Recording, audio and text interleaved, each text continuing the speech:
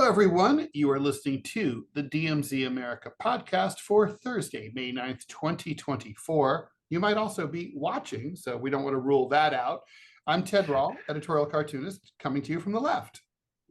And I'm editorial cartoonist Scott Stantis, coming to you from the right, and I've turned my camera around, which has caused all sorts of confusion.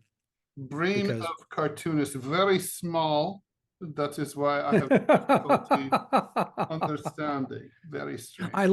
For those of you who may not know, I love flags, and so I have them in my office, and so now I'm looking like I'm addressing the nation, my fellow Americans. Indeed.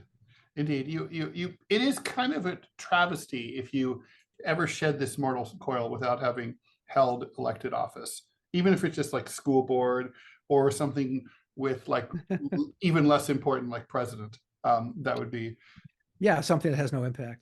Exactly. I would love, what job I would love? I've wanted this since I was a kid. I'm not kidding.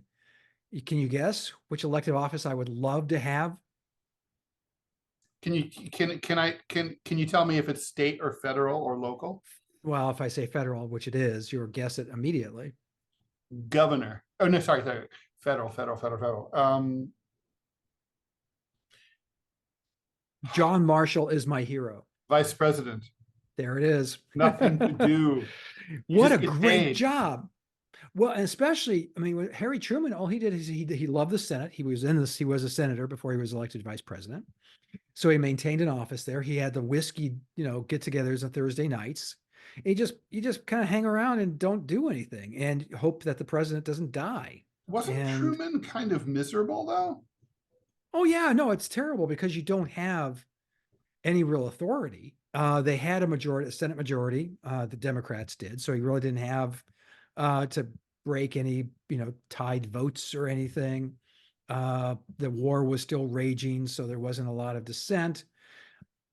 Was it Nance Garner, who was two-time vice president under FDR, said it's not worth a bucket of shit.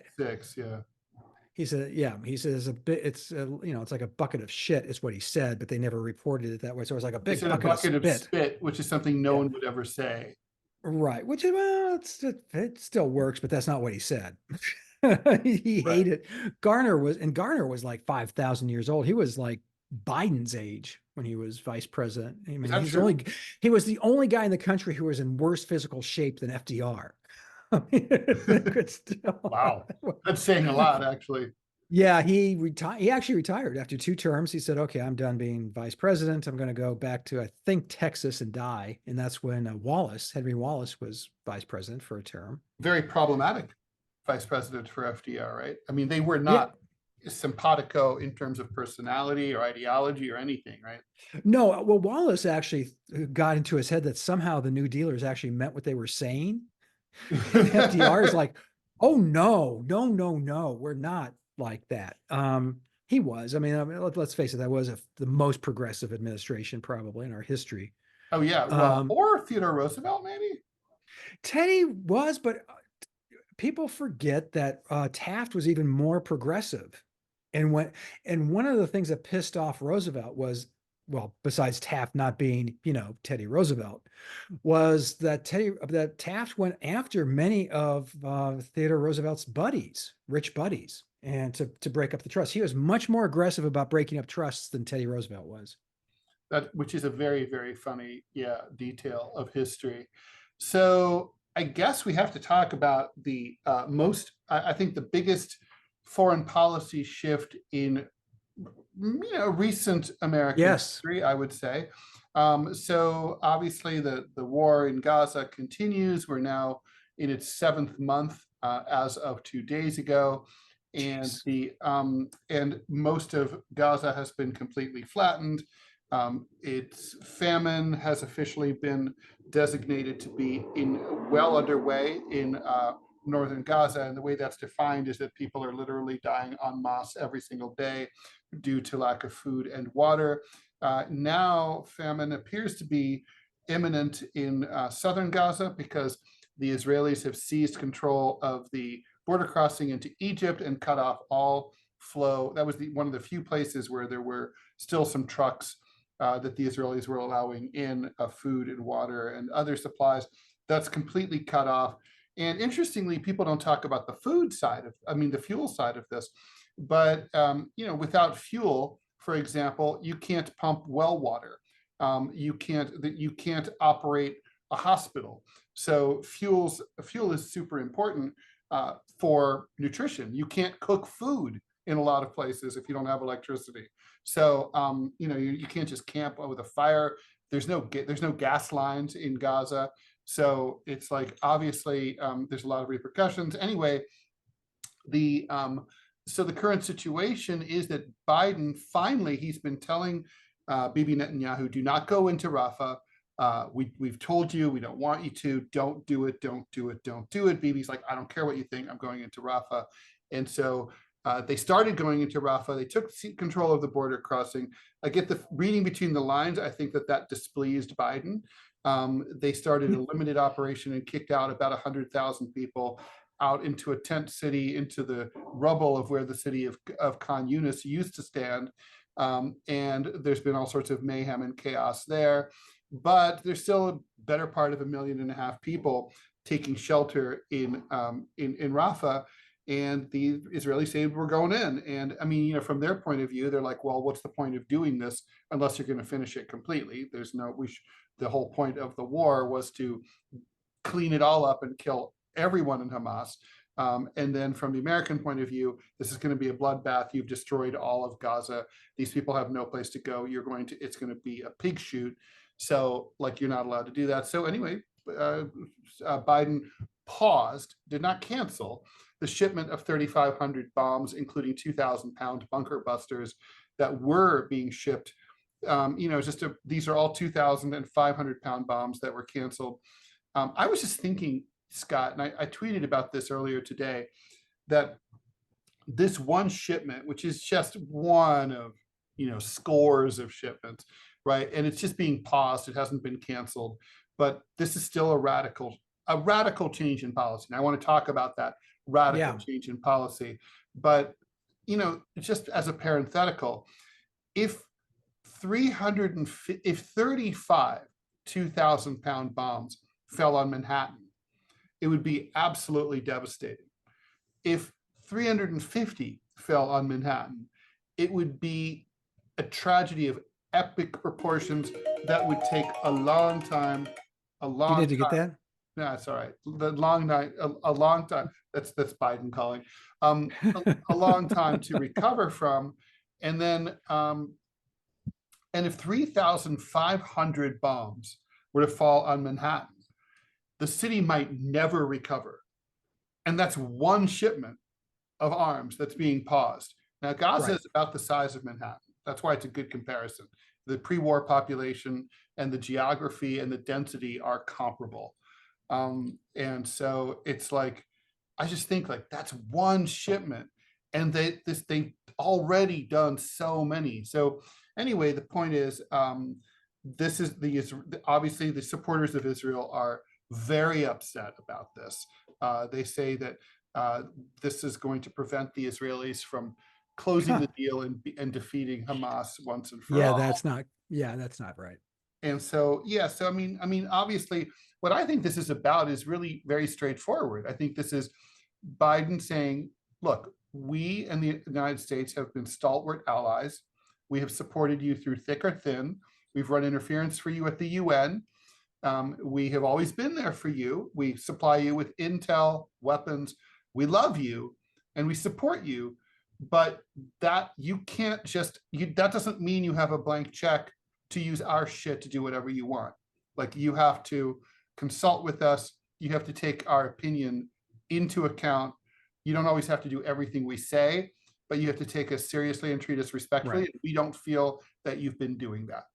What do you think? Well, there's more to this story, Ted, and this is why I think this is such weak tea. I posted this to Center Clip, which if you in the listening public out there have not subscribed to, you need to, because it's very good. But my takeaway from this action is that it's virtually meaningless, because you and I both know that the way, especially Western governments and advanced governments prepare for wars, they stockpile. Israel has been buying arms for decades, and they stockpile them. That's what you do, just in case you need to drop them on people. Having one shipment paused is really, Biden's trying to have it both ways. He's looking at what's happening on college campuses and looking at what's happening to his standing among young voters. My take on that is fuck the young voters. They don't vote anyway. So you really can just proceed apace and not worry about what they think or do, because, Although they they're did gonna in 2020. they did, but not to, still the percentage of eligible young voters that do not vote is astounding. It's somewhere in the neighborhood of 70 percentile. I mean, it's just crazy how many of them do not vote. Okay, he wants to placate that wing of the party by doing one action out of innumerable, and is don't feel sorry, don't cry for me, oh Israel, because they have plenty of bombs in their arsenal to continue to drop them. They may have diminished or depleted them somewhat, but this is one of those, I'm trying to do two things at once. Joe Biden, and we all know his cognitive abilities these days, and You can't even do one.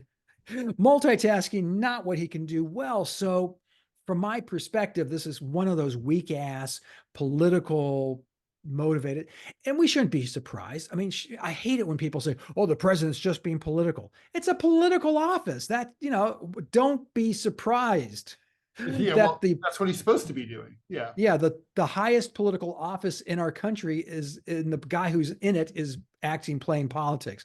I never understood that complaint against Bill Clinton all the time, especially from the Rush Limbaugh types. He's just playing politics. And this, that's his job. That's his job description. That's exactly, it'd be like that Ted Rall is just drawing pictures. It's like, well, guilty as charged. That's his job. Okay, so past that, you tell me if you think I'm wrong. I think this is obviously a political act aimed at quieting the dissent on the far left of the party, the protests that are going on in university campuses. I think it's meaningless in the long run, especially that it's just a pause. But to your point, the optics of it are what's important here, and that's partially what drives foreign policy. And the optics that we're arguing, it's when you go out with a couple and there's probably been some troubles behind closed doors, but you go out you go out to dinner with them and they're just mean to each other. That's what this is. This is a marriage that is coming unraveled. Does this mean that it will fall apart altogether? No. This, even if they go into oh no, God, I love being old. Rafah, the town they're moving into now. Rafah. Yes, if they go into there now, that's going to be the end of the war. They're going to wipe it out. It could be more innocent lives lost. Sadly, it looks like that's what's going to happen. But it'll be over, for the most part. There'll be some mopping up to do. But then there'll be reconciliation. I know you and I disagree on this point. My point is that this will be over and people will forget it. Because we have, as a culture, especially the United States, we have the memory of a goldfish. So, we won't care in 6 months once it's over. Let me ask you, Ted, I guess I'm not disagreeing with you about the lack of memory. I think I'm disagreeing with you about the timing.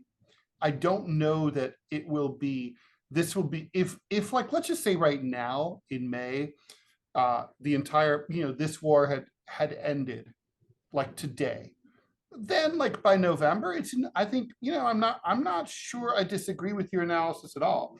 I just don't think that'll be the case. I think it will, it will have, and either will not have ended, or it will be ending, or it will have just as ended. And then there's going to be a massive humanitarian crisis. Yes, that's what's going to in the desert. People Sinai their stories, weeping and crying on national television and on social media. So I think people are going to remember. Yeah, but will it have that kind of impact on the election. I just don't see it if the timing goes the way I think it's going to go. Let me ask you real quick, Ted, because you may know the answer to this, and I don't understand it. See, here's been the problem for people like me who happen to be great supporters of Israel, is we're not being told what victory looks like for them. Netanyahu, for some reason, is not saying, we want to kill all of Hamas. Okay, it was sort of like the war on terror, which was the dumbest fucking slogan because it didn't mean anything. You couldn't quantify it. And in terms of military action, I've been very clear in my thoughts on this issue. If you're going to go and invade a country, if you're going to do what Israel's doing in Gaza, you better damn well tell me why you're doing it and what you hope the end result is, other than everybody dead. Because that Right. then that becomes something very different. Let me ask you on the border crossing and they did this in the Well, I last gotta 48 say, hours. before you ask that, I just want to react to what you Yeah. just said. So, I mean, here's the thing. I think that a lot of leaders these days, in recent years, have not wanted to express their war aims because they feel like they would be boxed in, and they want to be able to sort of declare victory whenever they see fit, and they feel like it doesn't give them enough flexibility. But I agree with you that if you want to maintain um, public support for your war, you have to express a war aim and be willing to accept the fact that you may not achieve it, but at least you Yeah. expressed it. And look, I'm going to take issue with you. I'm going to defend Netanyahu. He has expressed a war aim. It's just that nobody believes him because it's not feasible. He said that he wants the total destruction of Hamas.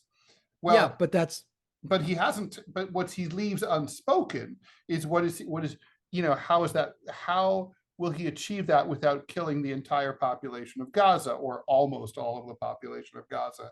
Because I don't think you could, because Hamas is a resistance organization where a lot of people, they're a school teacher during the day and they join and they're in Hamas at night.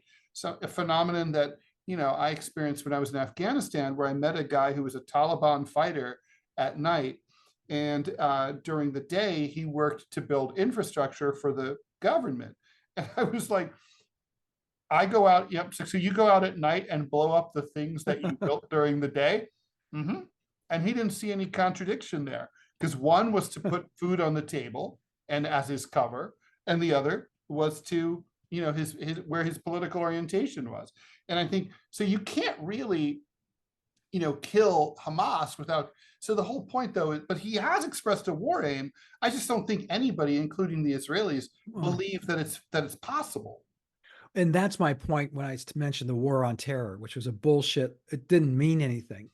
Yes, you can say that we're going to kill all the members of of Al Qaeda. Okay, who are they? Well, they know who they are.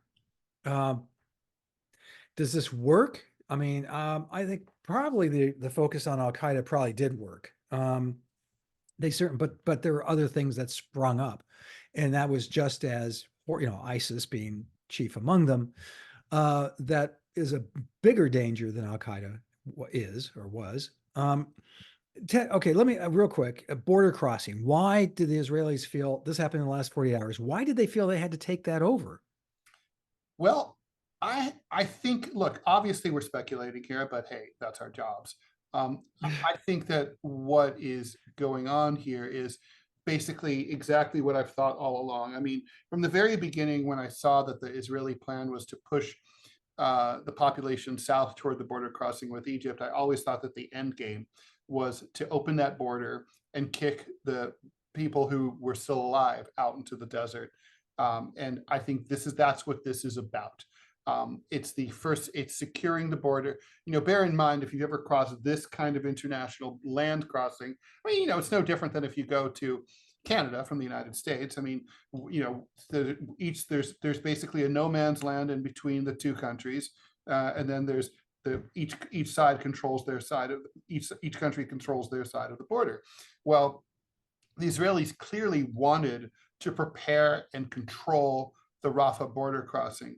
Now, why would you need to do that? I guess you could say operationally, you want to make sure nothing comes in while you're conducting operations that could interfere with your operation. probably.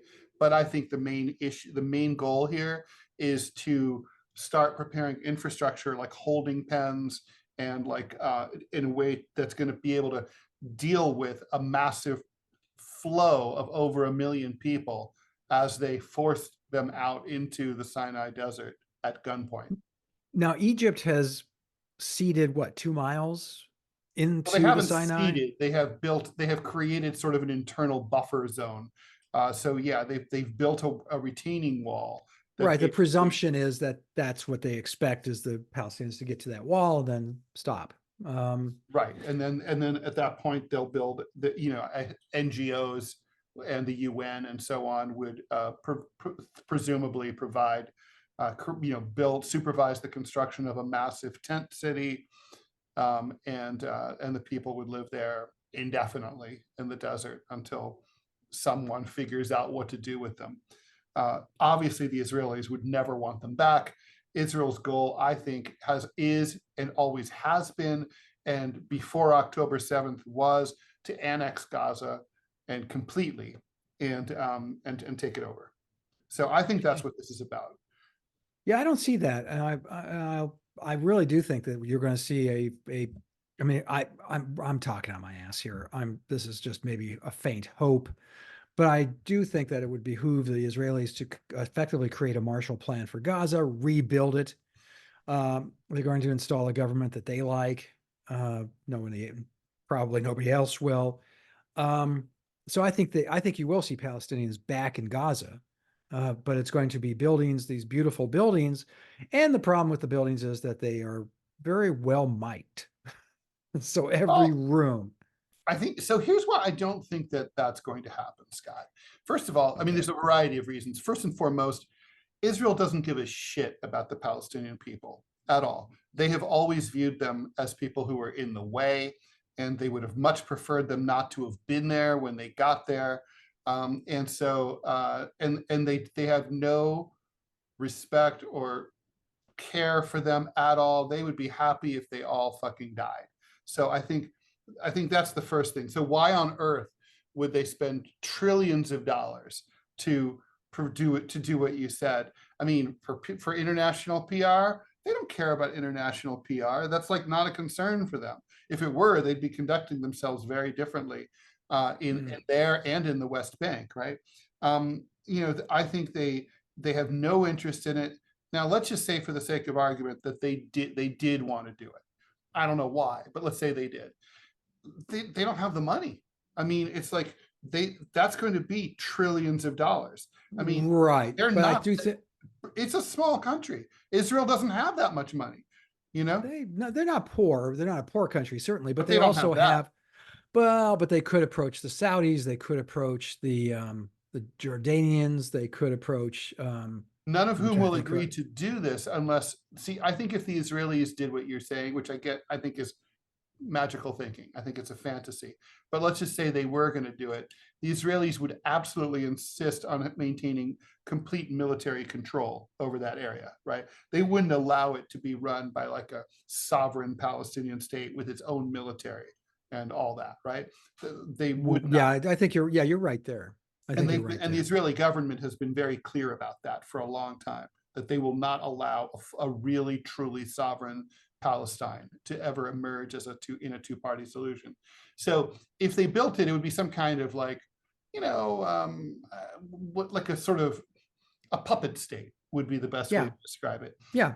So if they did that, then but the problem is the Saudis and the Emiratis have already said, and I think this is true, it's not a negotiating posture. They could not and would not contribute to any reconstruction for anything that looks like a Vichy kind of puppet state. It has to be a truly sovereign Palestinian state. Even if they don't give a shit about the Palestinians, their citizens wouldn't allow it. Public opinion in Saudi Arabia and the UAE and all those countries is just very clear, I think. Okay. I hope you're wrong. Obviously, I hope you're wrong, but I'm trying to be optimistic. Yeah, I mean, I like being optimistic. I guess, I want to dig a little deeper. Like, what what would be in it for the Israelis to do what you said? PR, I mean, a huge PR coup if they could actually pull it off, presuming that they could. Um, I think the fact that, yeah, no standing army for the Palestinians. I mean, things like that mean that you don't have sovereignty. So That's it right. won't. They would have to pay for it themselves in your scenario. Yes, yes. So that's where, I mean, that's my thinking, and that would be the United Arab Emirates would be I forgot about them, that they could also toss in a few bucks. I don't know. I just think that behooves. It's certainly better optics than Israel just moving in and turning it into, like you say, sandals Gaza. I do think I think that's the plan. You've said that. I hope you're wrong. I'm not But I sure mean, that it is. it's just that like everything that they're doing points to that. I mean, if in fact, even the war aims, if they were really just interested in getting rid of Hamas, then, I mean, here's the thing. There's other ways to look at this. There's sections of Israel that are directly adjacent to Gaza that are still in Israel. If they really were planning to rebuild everything after they destroyed Hamas and let everyone go back into the Gaza Strip, they could create that tent city in Israel. Like, it could be contained, it could be fenced off. They could open the border, let people in there, and then without having them enter the rest of Israel. There's no reason that has to be in Egypt, right? They can totally do it there. Why are they not doing it there? There's lots of desert there. They could do it. There's room. They're choosing not to do that. Also, they chose not to go after him. If they were really after Hamas, they should have gone after Hamas in Khan Yunis at the very beginning, because that's where their headquarters were.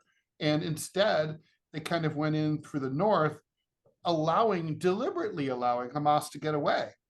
I don't think getting Hamas was ever a high priority. What do you mean deliberately letting? I mean, that doesn't make a lot of sense. They knew that they were going to get away. I mean, it's like they're moving with the population. Right. But by letting them go, how could that possibly benefit the Israelis, given their they just don't care about Hamas. This isn't about Hamas. This is a land grab. That's what. Okay, you've said that. You and I disagree on that. I really just don't see. Obviously, we'll know more as time. We could be editorial. Yes, we could be editorial writers. Time will tell. Exactly. Yeah, I guess. I mean, maybe we should bet something about it. We could bet this awesome new button that I got. Oh no, what'd you get? Yeah, I know, it's a cousin of one that you have, but I was very happy to find this. So here be Theodore Roosevelt in Fairbanks in 1904. That's a cousin of the one that you have of Williams Jennings Bryan from 1908. Yes. Obviously made by the same company. I like the sepia look. It's very cool. Oh yeah, no, in Fairbanks, I mean, I don't know anything about that guy. And how I can say that off the top of my head. I can't tell you my neighbors' names. I can't tell you, I've just met you, can't tell you your name, but I can tell you the vice presidential nominee for the Republican Party in 1904. Well, it's important to have priorities. Anyway, so God. Okay, so go ahead and take a break, and then when we come back, we will have come back. Okay, we'll be back. Hey there, I'm not going to stop laughing. I'm Ted Rall, coming to you from the left. I'm Scott. Go ahead, Scott. Well, I'm Scott Stantis, coming to you from the right. This is the DMZ America Podcast. Thank you for listening. Thursday, May 9th, part 2, or duh. All right, so look, it is a testimony to just how crazy things are in the world of politics, that a former president of the United States is on trial in criminal court and faces possible jail time, and it's not really the biggest story. Right? Like, I know, this is how weird things have gotten. Yeah, the Stormy Daniels, the hush money case, which I think in my mind. I don't think there's a lot of there, although the prosecutor seems to be pretty disciplined and the defense seems to be pretty shitty so far. Um, they've had Stormy Daniels on the stand and she's been giving weird testimony and going into detail that nobody asked her about what Oh, the it's like to have. prosecutor asked her. Well, but then she goes off on tangents. That's been the complaint. In fact, the judge has admonished her to please stay on topic. It's hard to believe that a porn star would be a damaged human being, but well, there you are. Well, I thought Uh, she was very impressive. I didn't see her, obviously. The proceedings were not televised, so it's impossible to see. But by no, all accounts, look, I've seen her interviewed. She's an extremely impressive woman. She's very charming, very funny, very sarcastic. I could really see her being very appealing to a New York jury, for real. mm, And nobody's going to be like grossed out by what she does for a living. And it's important to note that she's not just a porn actor, she's also a director. She's directed over 150 films, more than I'm sorry, I don't Scorsese know. can say. And yeah, let's compare hers those are two. probably better than some of Scorsese's. And then there's Where they're shorter. certainly shorter, get to the point more quickly.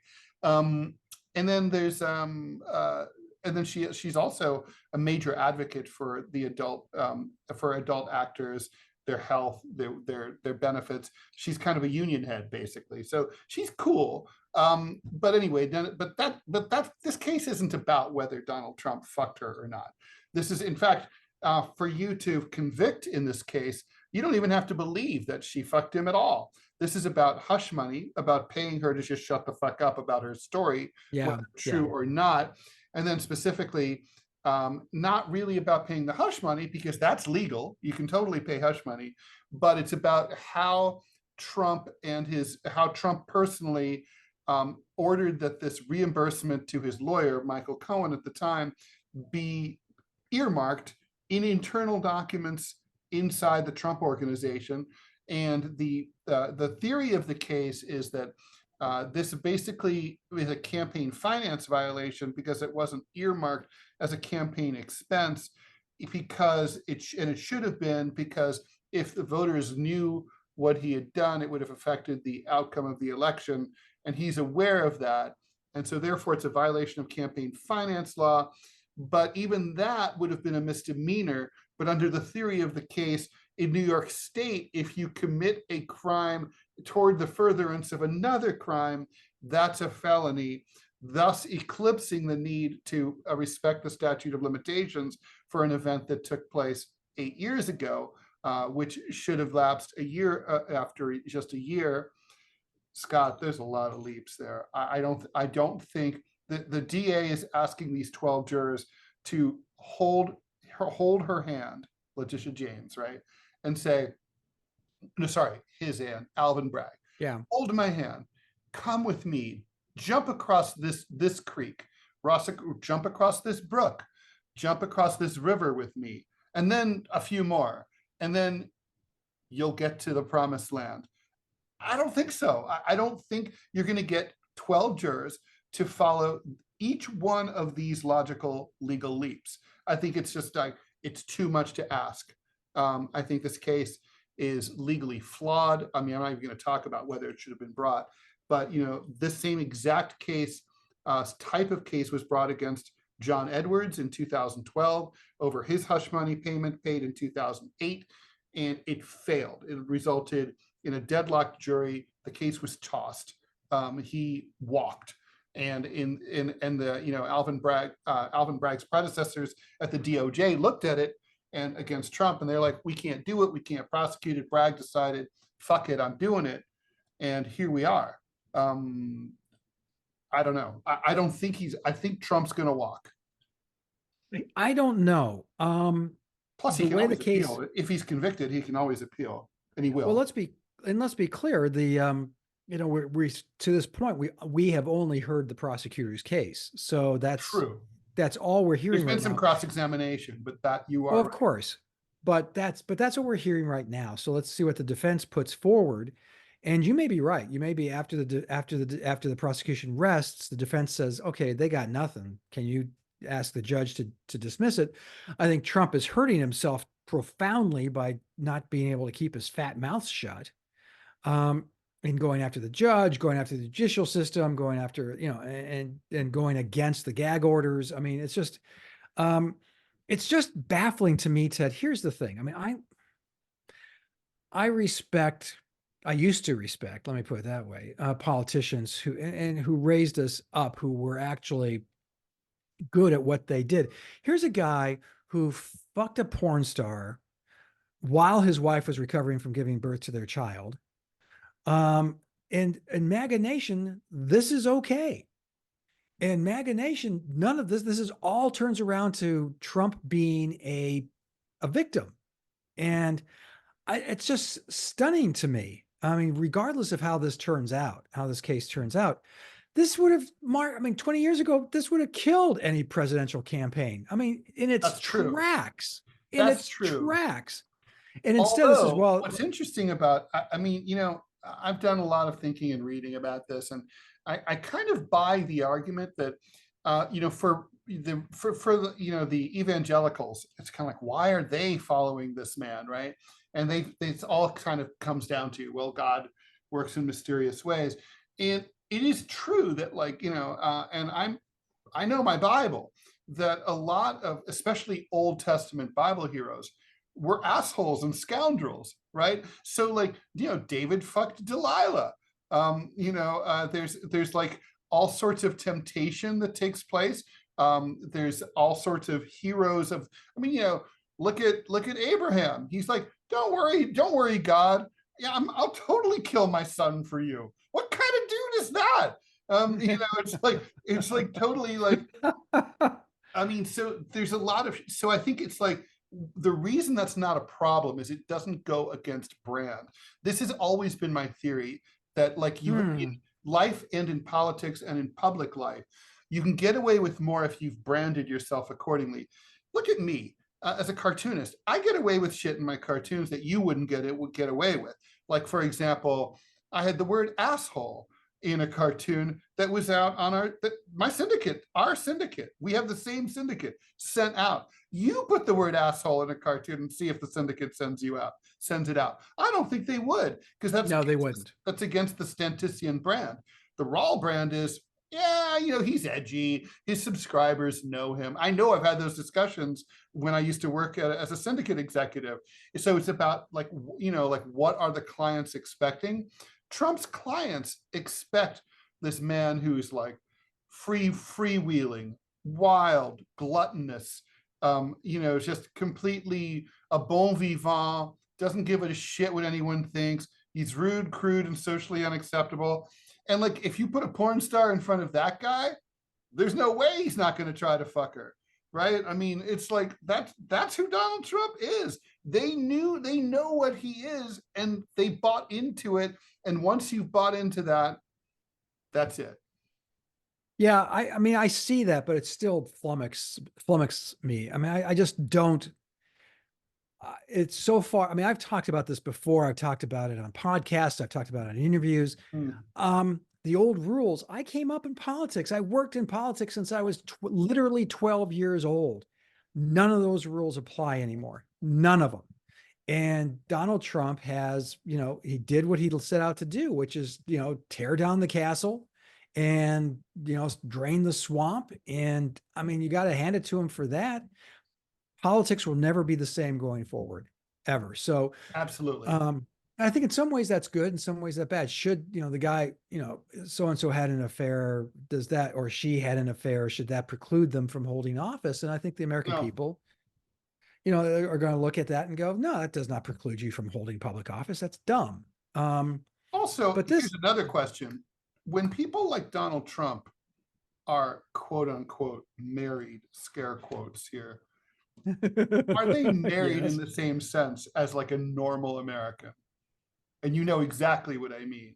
I know exactly what you mean. I think that I think you are, to a point, because all of his wives divorced him. He didn't divorce them, is my understanding. True. That they just had enough of that crap and just were like, this guy, he'll have sex with anything. And I think it's, I mean, Stormy Daniels' description of their date was interesting and not surprising. No, Um, there's nothing in there that doesn't ring true. And apparently he like said bullshit in court only when she said he didn't call bullshit on the silk pajamas. He didn't call bullshit on her going to the loo and he's out in his satin underpants on the on the yeah. bed, on the Oh, hotel bed. Didn't call bullshit on that. He called bullshit when she said that Trump said, "Oh, we don't sleep in the same bed, in the same bedroom anyway, Melania and I." Uh, well, that's probably true. It's got to be true. And he that's got easy angry enough to, about that. that's very easy to find out is you just look at the records. The White House has those records, just ask. And most presidents and first ladies don't. Did you know that? I did know Very that, few. and I guess the thing is, I always wonder, chicken and egg, right? Like, why is that? Is that because they don't have a good marriage, or someone snores, or is it because they, is it because the president of the United States might get that 3 a.m. phone call and he doesn't want to Yeah. wake up his wife every fucking time something comes up? Yes, there was, I think all of the, it could be all of the above. Gerald Ford did not, Nixon didn't, Johnson didn't, Kennedy didn't. The first one I think since the Trumans was Carter, and Rosalind and Jimmy Carter Yeah, they shared a clearly bedroom. they clearly seem lovey-dovey, Yeah, and they like and each the other. Obamas too. They seem. I would Yeah, be surprised if they didn't sleep together. but which, and the Nixons, and someone actually asked Richard Nixon in an interview. This was, I mean, Are it's you? How fascinating. often do you cornhole Pat? Yes, I'll do you Well, do you, I'm very happy you asked. they don't call me Dick for nothing. No, I mean, they asked him, he said, well, I have, because, and he mentioned the 3 o'clock phone calls, the fact that he goes to bed super late and gets up super early. Yeah, All doesn't that want to stuff bother his wife. Yeah, yeah, that kind of makes sense. But by turns, I don't know, Ted. I mean, I've been married for 5,000 years. I kind of would, if I was somehow made president of the United States, I definitely want, to go to bed with and sleep with my wife. I would think that it would be a comfort to you, especially in a Yeah, stressful exactly. job. Yeah, especially when, yeah, everybody, It would be something you'd probably be looking forward to more than ever. yeah, yeah, just cuddling and just, yeah, exactly. So it's weird to me when I hear that they don't. I It mean, wouldn't surprise me. in Biden's case, he certainly couldn't cuddle up with Commander, or he might come out of it minus a body part. Yeah, I know he'd lose like a face. Yeah, I don't know if Jill, but I mean, it's interesting how many presidents did not sleep with their wives, and part of it is because they didn't want to disturb them, but the other part is, yeah, they were busy doing other stuff. If you Right. know what I mean. Yeah, and with Um, Bill Clinton, we know that he was up, for example, in the Starr report, came out that he was like talking on the phone to Lewinsky at 2 o'clock in the morning, just oh like no, a teenager. Like, well, he was actually oh my God. talking to a congressman from here in Alabama while he was getting a blowjob from Monica, Well, which is, I always admire a man who can multitask. yeah, you never believe, Congressman, you never guess what I'm doing. Yeah, I Yeah, remember it's someone just figured out that like he and Dick Morris was having his toes sucked at the same by time. a prostitute. I mean, who the hell? I mean, just give her an extra $20. She'll be impressed with you. You don't have to. And the fact that Clinton played along, Yeah. it's like, oh my God, what is wrong with these guys? I mean, men are awful. Men are just awful. I mean, it really just comes down to that. So That's you true. and I think there is one juror. I was talking with a fellow cartoonist. They brought up this one juror in his questionnaire, and he sounds very much like a MAGA Nation guy. So I think there's going to be, at the very best, there's going to be a hung jury on this. But I can see right I now. think a good, seriously Biden voting liberal Democrat could come out of this and vote no. Okay, well, we're obviously we have to see the defense arguments. We haven't seen them yet, and we haven't No, heard we them yet. haven't. But Rather, of course, it's not their job to exonerate Trump. Let's something we forget in this country a lot. It's a prosecutor's job to prove their case. So far, their case hasn't been proven. It still could. But even if you buy every single step of it, you buy their entire argument, the legal construct is very shaky. Now, interestingly, there's two, count them, two attorneys on this jury. Oh, really? I didn't know that. Isn't that amazing? Two. I mean, usually attorneys never make it onto a jury. Journalists don't Wow. usually make it onto a jury. Editorial cartoonist. I've gotten out Never. of jury duty every single time by saying that I'm an editorial cartoonist. And they go, "Oh, okay." Now they wouldn't know what that is, so you'd be honest. No. Oh, well, thank God. Damn it. Yeah, it was great. It was a great get out of jury duty card. So, okay, I'm going to say hung jury at the best. Let's assume for a moment there's even if there's a conviction, it's going to be a fine. I mean, so anyone who thinks that they're going to have, it's his first offense. And anyone who thinks they're going to get the joyful view, image of the former president of the United States in prison, they're not going to see it on this one. It's just not going to happen. I thought the Georgia case was the strongest, but apparently, well, it was problems the most perilous. I don't know if it was the strongest. Oh, I thought it was the strongest, but I think the January 6th is the best case. The Jackson. Well, yeah. Case. Well, I think the Georgia case and I think also the Arizona case now, which are very similar, is really, those are the ones that are most damning, and that actually has prison time attached to it. This, even if he's convicted, let's assume for a moment that that it happens and he gets convicted, the judge in all likelihood will say, $50,000 fine. Yeah, that's it. And frankly, that's fair. Yes. Yeah, that's what it should be. It's not a major offense. I mean, like, if we stipulate that he did exactly what they say and that it was illegal, it's like, okay, so it's a fine. I mean, you don't throw someone in jail over something like this, although people have, but they shouldn't.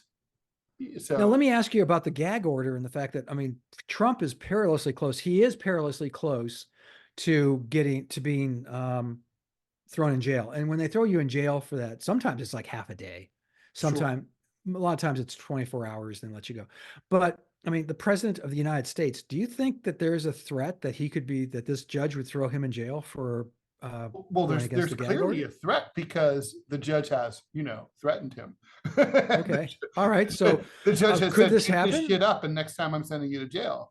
Okay. So could this happen? And if it happens, what happens? Apparently at that point, he goes either to the Tombs or Rikers Island. So Rikers Island is just what it sounds like. It's a island prison. It's a city jail that's already been ordered to be, it's in such dismal condition that it's been ordered to be closed within 2 years. They don't really know what they're going to do to replace it. That's New York City is that kind of city right now. And then there's the Tombs, which is the old 19th century prison in Chinatown in the old Five Points area.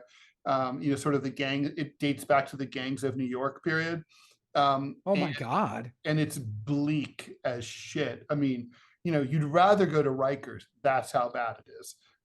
But apparently the Secret Service already has contingency plans for if he goes to prison. They think they've already liaised with their counterparts at Rikers, and they have I guess he would be like in a special unit at Rikers, cooling his heels.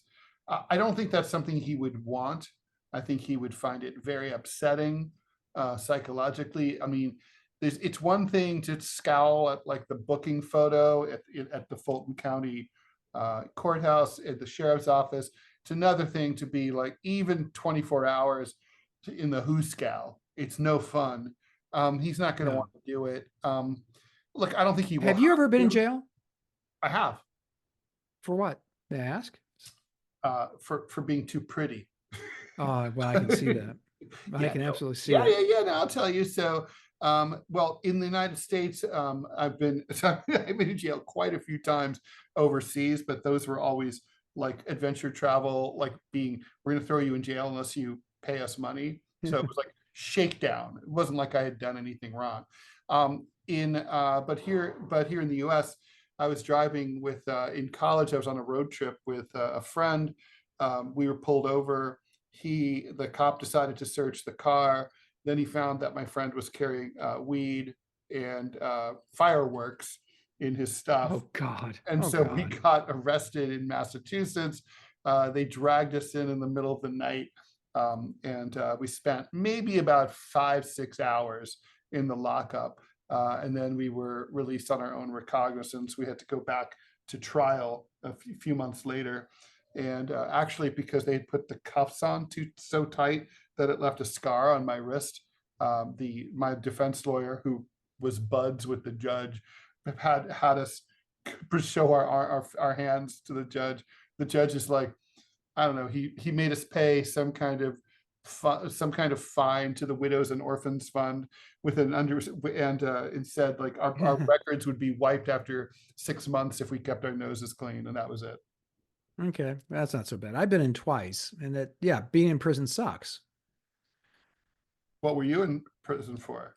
Now that I've told my Oh, sad story of woe. mine's just as pathetic You as mean jail, yours. not prison, right? Yeah, jail. I was picked up by the Torrance police. I had a outstanding warrant for I forgot to pay a traffic ticket. Oops. So yeah, they picked me up. They handcuffed me, put me in the back of the car, took me to the prison, to Torrance prison.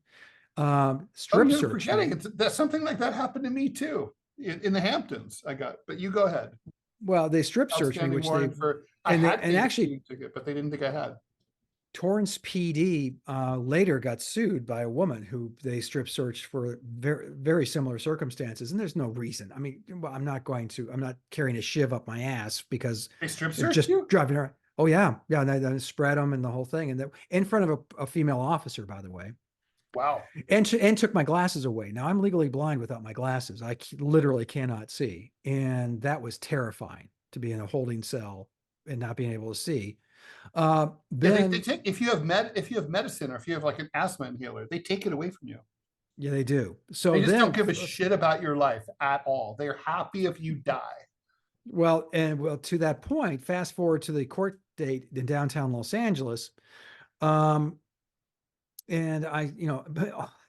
all of the Spanish speakers in front of me are going, no comprende. He goes, $5, fine, clunk. Okay, next.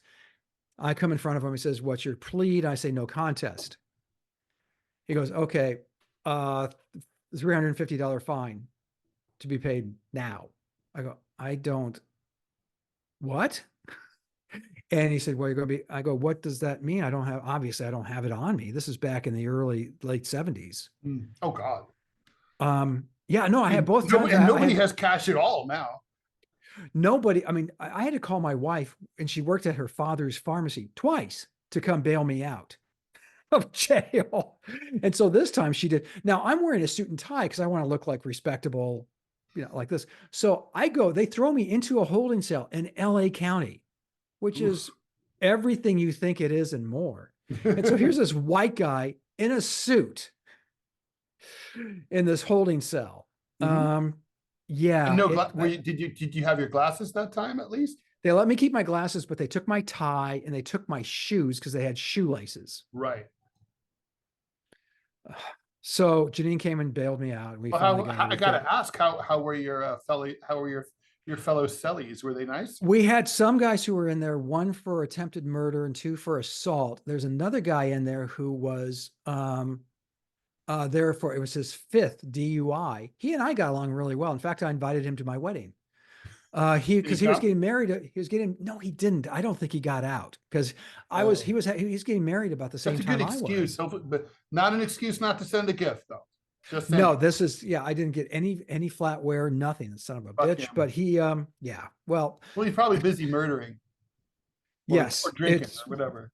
It really was. I mean, it was funny because I got out. I said, I met this nice guy. I invited him to the wedding. He's just staring at me like I'm so lucky. I know how to choose him.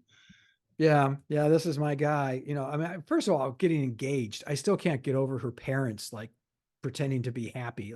I'm an unemployed cartoonist. We're engaged. And jailbird. Well, now I'm a jailbird. So those are my experiences. And I can tell you just the few hours. I was in LA County for about 3 hours. Well, you didn't tell me how were your cellies? Were they nice or were they? I just told you. Well, I told you I Well, I invited one of mean, them to my wedding. were any of them assholes? Did anyone give you a hard time? Yeah, there was a couple of guys who were clearly looking at me and they, but the holding cell there at least was very open and the guards were right there. So they, if they were not right there, if I had spent the night, but maybe nothing would have happened. I'm pretty confident something would have happened. I really am. It was. Oh, now I'm remembering another story. Yeah, I got. Maybe I've been in jail more times than I care to remember. I was arrested for violating New York's anti-poster ordinance. And right, you used to post your cartoons, which I think is a brilliant guerrilla way to go about this. Well, it was. It helped me launch my career, and and I was in a holding cell like that at the Tombs. Now, and how long were you there, and did you make friends? I was there for 3 nights on a holiday. 3 nights? Holiday weekend. So you're right. In New York City, court rulings have interpreted that your right to a speedy trial means you must be indicted in less than 24 hours. But that doesn't apply to holiday weekends. Apparently, the Constitution goes on hiatus during long weekends. So it was like 4th of July. And to add to the irony, so I was celebrating my freedom, eating bologna sandwiches. Only one a day were supplied by the jail. So I was hungry and it was bad. The jail was disgusting. It was hot as hell, no air conditioning. New York in July in a 19th century holding cell. That said, and it was definitely like a colorful, no pun intended, collection of rapscallions, ranging from white collar to blue collar and everything in between. But it was definitely, I gotta say, everyone was nice, including like the armed robber. Everyone was cool. It was like, I'm pretty good at getting along with people in a situation like that. Well, me too. And the worst, the only assholes, the only guys who are outwardly assholey were the guards. Oh yeah, they're dicks. I mean, that's the LAPD, so I think I believe they are. But isn't that shit run by the sheriff's office department out there? I think it may be, yeah, and which is just yellow shirts. Those are guys who are too fucking stupid to become LA police officers. So yeah. Anyway, so that's So if you're listening to the DMZ America podcast by 2 ex-cons, Ted Bugsy Rall and Scott, 3 balls Stantis. That's how we're going to call it.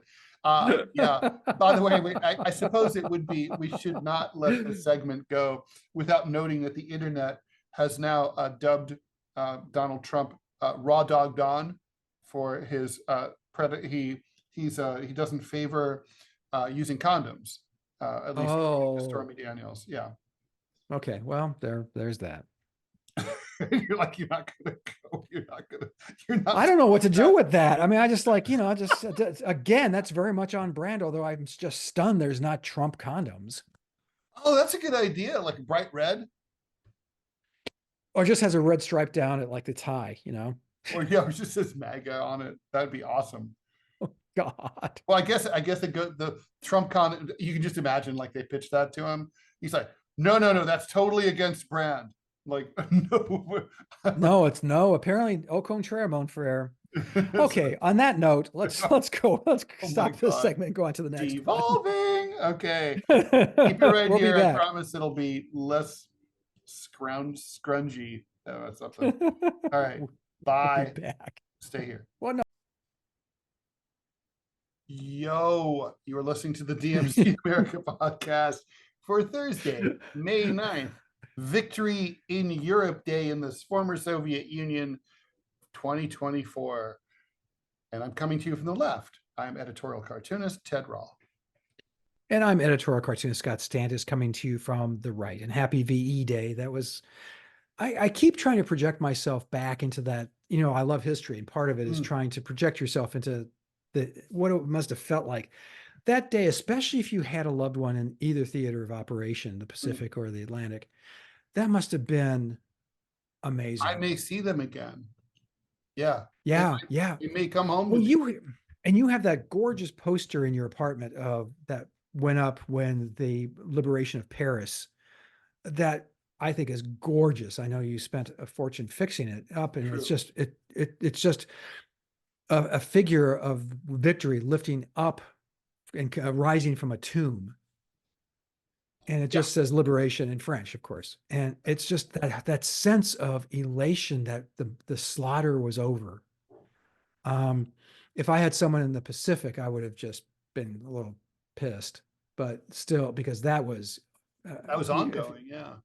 and if you read the experiences of those men and some of the women who were there, or the women who were there rather, it was just hell on earth. Speaking of hell on earth, let's talk about the economy. Indeed, let's talk about it. Well, so here I pulled up some key economic statistics. All So right. the most recent jobs numbers show that the U.S. economy job creation index, according to the Department of Labor Statistics and the Bureau of Labor Statistics, has exceeded expectations. 300,000 jobs added. Oh, that's old. That's an old report, because the latest one that That's just came out, Ted. Yeah, that's an old one. The one that just came out that's recently was like April. Yeah. 120, 130,000. It That's was, anemic. That's anemic, but still, yeah, Biden has created 15.2 million jobs. Of course, a lot of those are just restoring jobs that had been lost during the pandemic. So he doesn't deserve credit for all of those.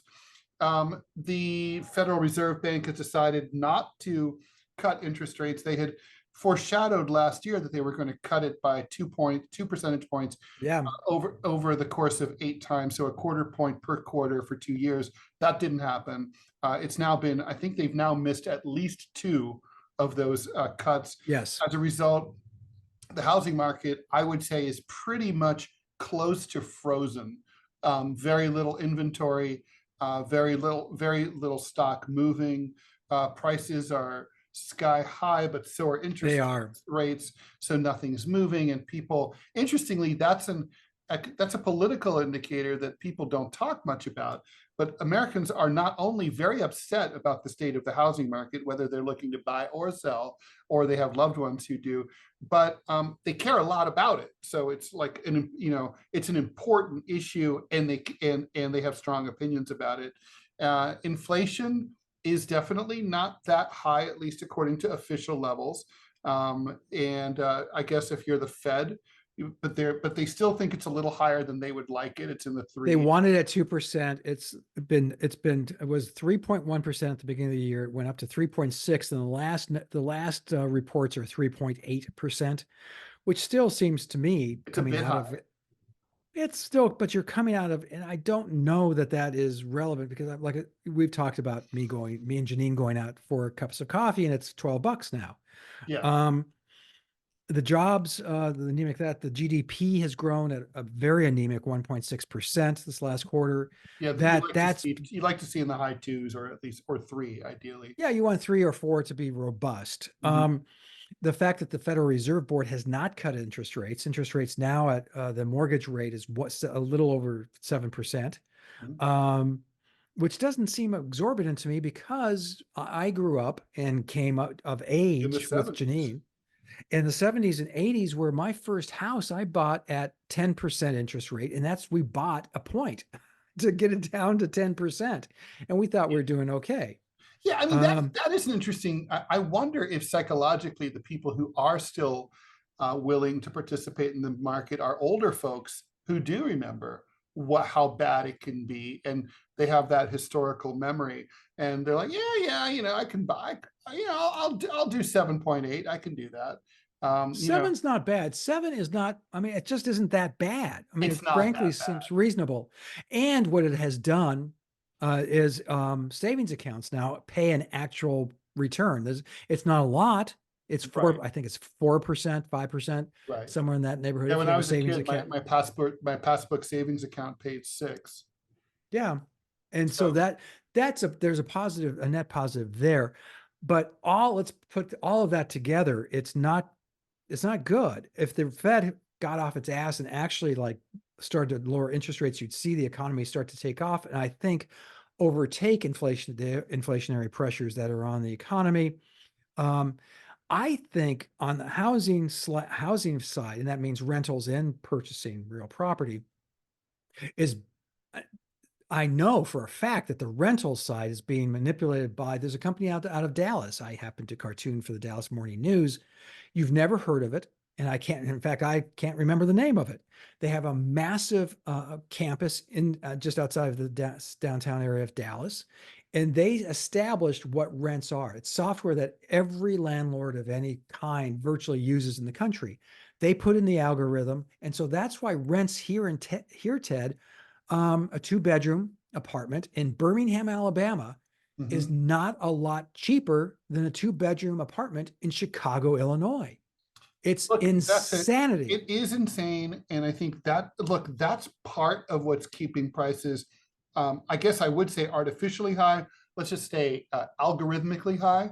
And then also on the buy side, there's billions and billions of dollars being invested into private single family homes by these giant hedge funds and private equity firms that are buying them as an investment and then leveraging them in order to either flip them or rent them. They're turning massive areas that used to be, particularly in minority areas and working class areas that used to be a place for starter homes and working class families to start to get into home ownership.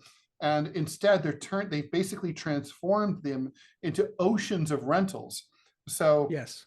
that means there's less stock out there by definition, and Right. it's noticeable. It's not like, a negligible 0.04% of the stock. It's significant, and it's having a huge impact on people. So I guess here's my overall summary of the economy, right? Basically, it's pretty easy to find a job. Unemployment is low, Yes. Yeah. um, and there's a labor shortage. Most people at this point in the last few months, people's wages have been increasing faster than inflation. Those two metrics are huge. And Yes. if you're Biden, those are the places you look at, like you point to that. Now, prices are still high from having increased in the first couple of years of this administration. They're not going to ever go back down. That's that.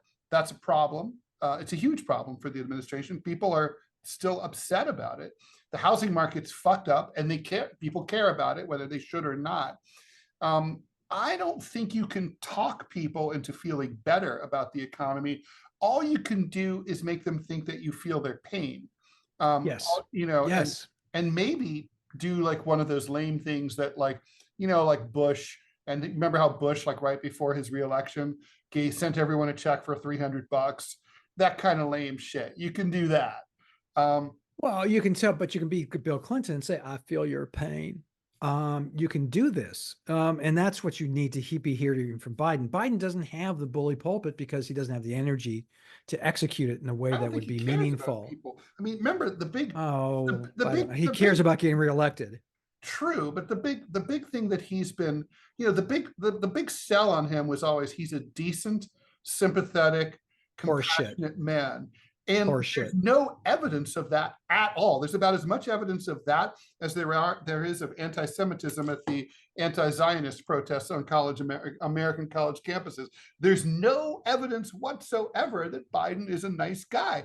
I mean, I was just thinking about this today. It occurred to me, speaking of the protest, he gave that talk the other day about the like, you can protest, but you can't do this and that. I'm leaving out the context of all that. He couldn't even say something nice about the protesters, like, it's nice to see young people involved in the system, full of energy, participating, and as long as they're doing it peacefully, God bless them. He couldn't even say that. He was just like, like, well, you have the right to protest, but if you do anything out of line, we're coming down on you like a ton of bricks, you fucks. It was like, Well, he's a mean guy. He's a mean well, dude. that's where it's coming from. And you talked about housing. Now, here's the thing. You talked about our age, men of a certain age. I own a house here in Birmingham, and it's too big. I had 2 sons, so it was big enough when all 4 of us lived here with a dog and all that stuff. And it's too big for Janine and I now. We're obviously empty nesters. it's, we have a large backyard and all that takes care of. It's a blessing. Don't get me wrong. And I'm lucky to have it, but I would love to, if there was some way to downsize. But the thing is, if we sold this house, we'd probably pay something comparable for something half the size, and so why would you do that? But wait, I don't understand why that would be true, right? I mean, like, if so, the market is X, you sell at X, and your house is bigger than But the house you'd move into. Why would, in the same market, why wouldn't your new house be smaller because housing, or cheaper? that's where it comes. And my conspiracy theory du jour, Ted, is the conspiracy to keep housing prices high, that all houses are kind of at this level now. That before, let's say, Californians moving to Nevada, they'd sell their houses for close to $1 million, and they could move to Nevada and buy Sure, something outside of Las Vegas for 250,000 or sure, 300,000.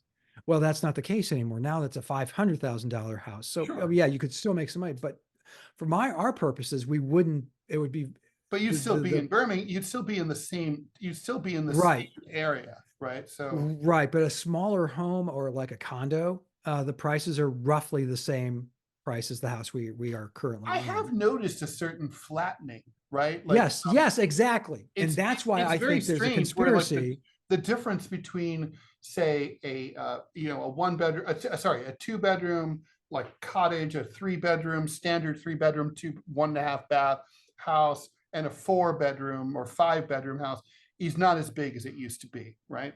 I mean, Yeah, it used to be like, you to get that big reach, like here in New York, it's the way things have played out. I mean, it's condos and co-ops.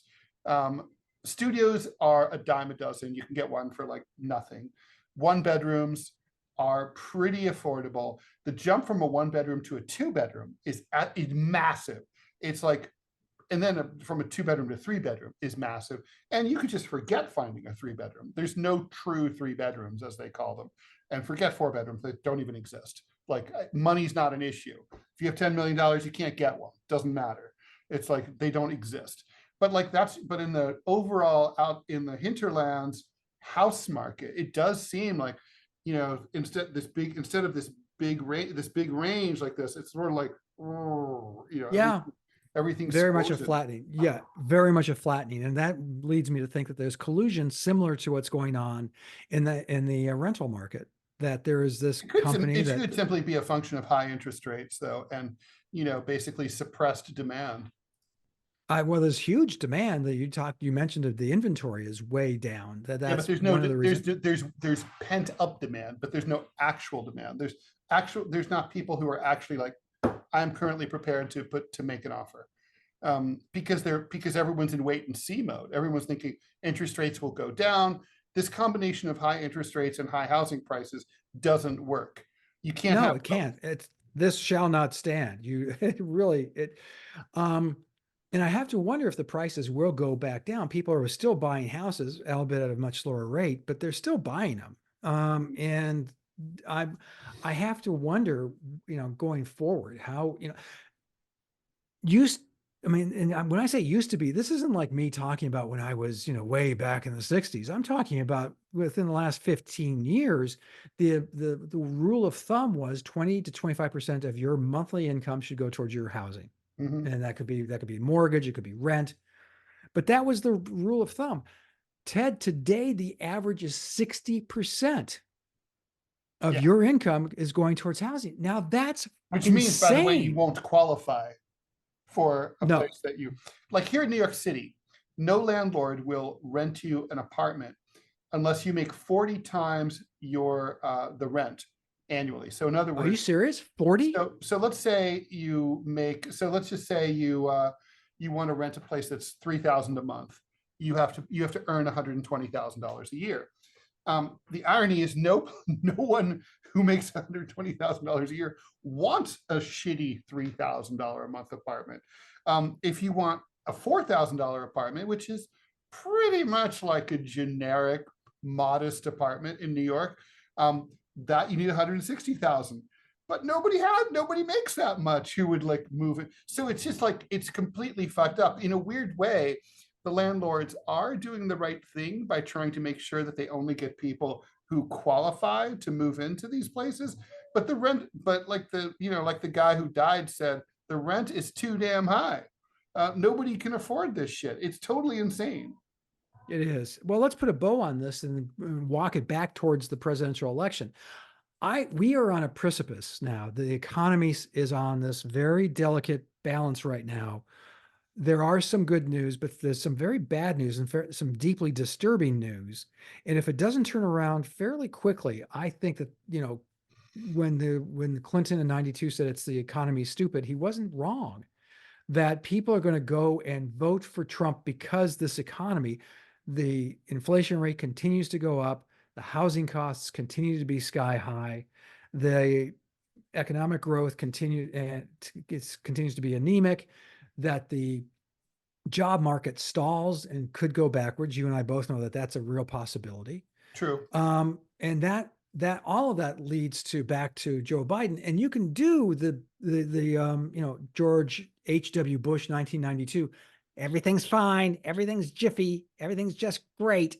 And it wasn't, and Ted, you've touched on what attitudinal side of all of this, which is maybe the statistics do say that things are getting better, but people just don't feel that it is, because I keep going back to the cup of coffee for the $14 for 2 cups of 2 drinks. You're really traumatized by that cup of coffee. Well, it's just shocking to me. I mean, it was always Starbucks was always shockingly overpriced, but now it's like, what the fuck? So we stopped going.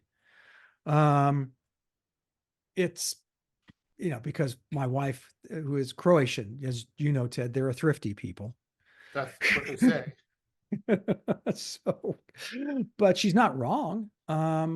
It's become more and more of a rare treat than it is anything else. My point is that we go and then our Starbucks happens to be in the same parking lot as our grocery store. So we go and get a couple of bags of groceries, and we're down $120. Well, that's what people that's what people take away from this. Gas here is still over $3 a gallon, which is a lot for us. Sure. I'm sure it's crazy where you are, crazier. Yeah, it's more like 4.5. Okay. So that's still a lot. People see that. That's how they're living. And they're going to look at Joe Biden and say, this guy, is he really helping me? Has he really made my life better in the last 4 years? And the one way to tell is, yeah, I can buy a cup of coffee for $2, or I can get gas for $1.90 a gallon. That's what they're going to base this on, not on, well, the GDP came in at 2.6%, which is just shy of robust. Yeah. I don't give a fuck. I care that it cost me a fortune to fill up my car. Right. But then I'm a stupid American, and I drive a truck that's the size of a house. I don't, by the way, I drive a hybrid. But you see these people, I can see where driving, is it just me, or our trucks really are like ridiculously big now? Oh, no, it's not just you. I mean, think about like this. I think there's probably no truck more popular than the Ford F-150 at this point, right? I mean, you see them everywhere. Yeah. And they're giant. I mean, it's like, I would be worried about clambering out of one. If I fell, I might be falling hundreds of feet to my death to the parking lot. I mean, takes all the fun out of driving drunk. and they're very, very, by the way, someone did a study here in New York. They have there's been some very laudable initiatives trying to reduce it's called Vision Zero, which is a bad name, but they're trying to reduce deaths of pedestrians and bicyclists. Well over 85% of all pedestrian deaths in New York City are caused by SUVs. SUVs are just you instead of rolling over the hood, you get smacked right in the torso, and you go under the car, and you're killified. I don't know. I think look, if we care about climate change, SUVs and these oversized pickup trucks, they should just be prohibited. I mean, I can't believe they're allowed. Well, I think they make sense in certain contexts, but I'm sorry, if I'm like an accountant and I'm driving like the 250, the Megalopolis 250, I mean, why? You don't fucking need that. I mean, I can see my son works in ironwork, and he does move things He has a Tacoma. That makes sense for his business Sure. to have Yeah, that. you live in Well, Colorado and you need to fucking climb a mountain. Sure, I get it. yeah, and you need to bring the ram carcasses back down. Right. Sure. I don't know that. I don't know if they do that. Do they do that? No, I don't Let's say know. they do. But we'll say they do. So, all of this being said, Ted, thanks for this is a pretty good podcast, I think. Where can we see all things Ted Rallian? You can go to rall.com, RALL.com, where I am pleased to say that on Monday, you will be able to order my brand new old book. It's a 2024 revised, which is a graphic novel that I put out in 2000. And it was looking ahead at what the year 2024 would look like. And so basically you have a chance to revisit to see what I got right and what I got wrong. And if you never bought it, this would be the edition to buy, because this one's in full color. It's got annotations.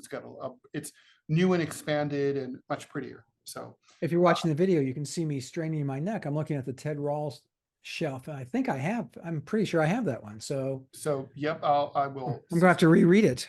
Yeah, but read it in color. It's different in color. Actually, it is different in color.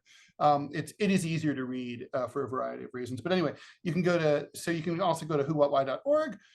You can listen to The Final Countdown, my show with Angie Wong, which Scott is on quite frequently, including today. That's The Final Countdown on Radio Sputnik, Monday through Friday, 10 a.m. to 12 noon. And you can listen to that on X Spaces or on Rumble. And you go to gocomics.com/Ted Rall. You can go to Center Clip, which is an app with 30-second to 5-minute mini podcasts, which Scott and I are both on. Scott, where can we find all Stantisian stuff? Well, not just Center Clip, but also the DMZ America Podcast. Oh, wait, we're doing it right now. That's true. Oh, but go to gocomics.com/Scott Stantis. You can see my editorial cartoons. Go to gocomics.com/Prickly City to see my comic strip, my political comic strip. And you can also go to, I was going to say Chicago Tribune. I don't know that the gallery is up yet. It's been a nightmare trying to get them to do anything. But you can go to Dallas News and see the work I do for them at the Dallas Morning News. And there you go. It's all there in a neat little package. Which is just the way we like it. All right. Yes. As always, it's a thank you very much for listening to us here. We really appreciate you. Make sure to share it. Pass it around. Otherwise, no one will know about it. And then we might get bored and stop doing it. Probably not, but you never know. Anyway, so no, we like doing it, but 3 years.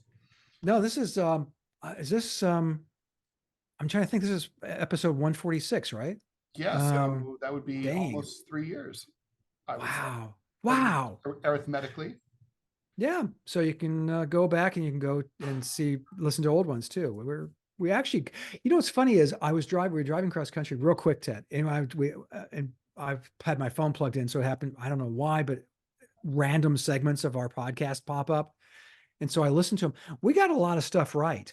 I mean, it's really kind of cool. I mean, that's nice. The stuff we fucked up and got wrong. Oh no, we did that too. But we actually got a hell of a lot more right than we got wrong. It's really kind of shocking. I don't think it's that shocking. It's amazing how the mainstream stuff people get so much wrong though. People who are, there are like columnists who, make literally millions of dollars a year who are always wrong. I'm not going to name names, Thomas Friedman, but it's kind of amazing. It is amazing. He still sells books. I mean, it's astounding. And so, well, there you go. All right. Well, okay. So thanks, Ted. Check you out. Bye.